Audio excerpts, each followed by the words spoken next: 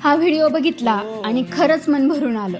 पहा ना, एका हाताने ती स्वतःची स्वप्न जपतीये आणि दुसऱ्या हाताने आपल्या छोट्याशा जगाला कवटाळतीये. एका बाजूला काम, डेडलाईन, जबाबदाऱ्या आणि दुसऱ्या बाजूला तिचं बाळ. पण या दोन्ही गोष्टी इतक्या सहज सांभाळते की ते बघूनच कौतुक वाटतं. आपण अनेकदा म्हणतो आई खूप मजबूत असते, पण हे फक्त वाक्य नाही तर त्याचं जिवंत उदाहरण म्हणजे हा व्हिडिओ. कारण आईला थकवा येत नाही असं नाही, तिलाही त्रास होतो, तिलाही आराम करावासा वाटतो, पण बाळाचा विचार आला की ती पुन्हा उभी राहते. त्या छोट्याशा बाळाला कदाचित माहीतही नसेल किंवा समजतही नसेल, पण त्याला एवढं नक्की माहिती आहे की आई जवळ आहे म्हणजे मी सुरक्षित आहे. खरं सांगायचं तर आईच्या कुशीत मिळणारी ही शांतता जगात कुठेच मिळत नाही.